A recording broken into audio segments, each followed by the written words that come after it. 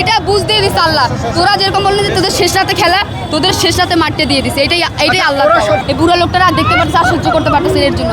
যা বুড়া, এবার তোর রিটায়ারে বসে যা ঘুমা, এটাই বলতে চাচ্ছি। আরে ভাই, ওদের ওস্তাদই তো স্পেনই তো ওদের ওস্তাদ, এই জন্য বলেছে ওস্তাদের মা শেষ রাতে। ছোট ছেলেদের সাথে পারে না।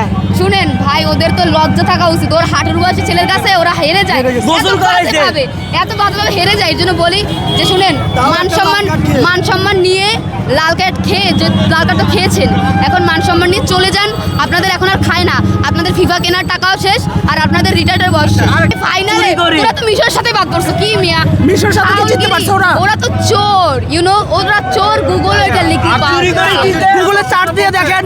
আপনারা আজকে বাংলাদেশ থেকে কত টাকা পাঠিয়েছেন ফিফাকে জেতার জন্য? আরে ভাই, টাকা তো ওরাই আমাদের ভাই আজকে আমরা দিয়েছেন কেন? আমরা আমাদের অনেক টাকা আছে, আমরা দিয়ে ওদের হারাই দিছি। যে না, এই বুড়া লোকটারা আর দেখতে পারছে, আর সহ্য করতে পারতেছে এর জন্য।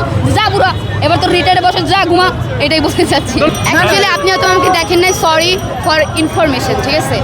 আমি ব্রাজিলের জার্সি পরেই আসছি ইভেন্ট। আমি ওইখানে শুনেন, যারা খেলা সাপোর্ট করে বা যারা খেলা বুঝে বা যারা খেলা দেখে সাপোর্ট করে আসছে, তারা কখনো ব্রাজিলের কোনো কিছু যাবে না। যদি আমার পার্সোনাল মনে হয়, আমার মনে হয় তারা গুপ্তচর, তারা আর্জেন্টিনা ছিল, নট তারা ব্রাজিল ছিল, নট তারা ছিল স্পেন ছিল, তারা আর্জেন্টিনার সাপোর্টার ছিল আমার এরকম। আরে ভাই, আপনার চোখের সমস্যা, আমরা কখন হুট করে আপনার ক্যামেরা চেঞ্জ করতে হবে। আমরা গুপ্ত করে থাকবো। ওপেনে হচ্ছে কি ইন্টারভিউ দিছি যে আমরা জিতবো, স্পেন জিতবে। আমাদের বল না কুফা, যেই দল সাপোর্ট করে ওই দল কুফা লাগে, তো আমরা বলছি এই কুফা আমরাই ছাড়াবো, আমরাই শেষ রাতে খেলাটা দেখাবো। তো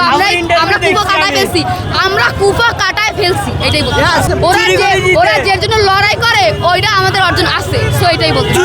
আজকে ব্রাজিল রূপে খেলছে, আজকে ব্রাজিল রূপে স্পেন খেলছে।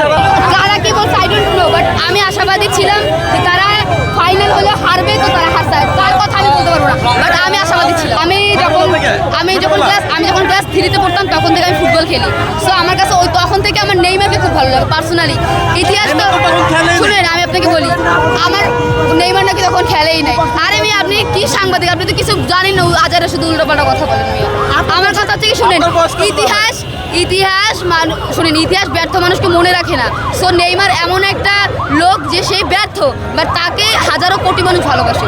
সেইটাই বলতে বুঝলে বুঝপাতা, না বুঝলে তেজপাতা, বুঝলে বুঝপাতা, না বুঝলে কি উনি আর্জেন্টিনা পিঠা ওরে।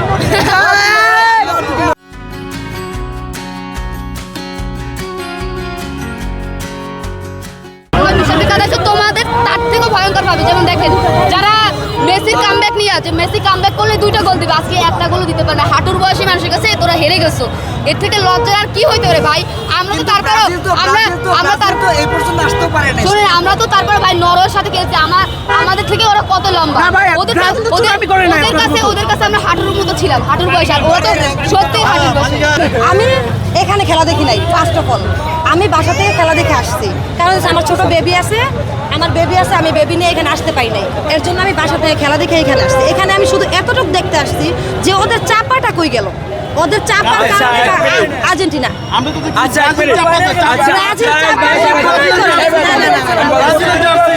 কখনোই চাপা করে নাই। আমি জাস্ট খালি নয়েজ মুক্ত ঢাকা শহর করতে আসছি। বাংলাদেশে জানেন তো, আমাদের 24 বছর না গেল, 3বার তো তাই কিন্তু চাপা এখনো যায় নাই।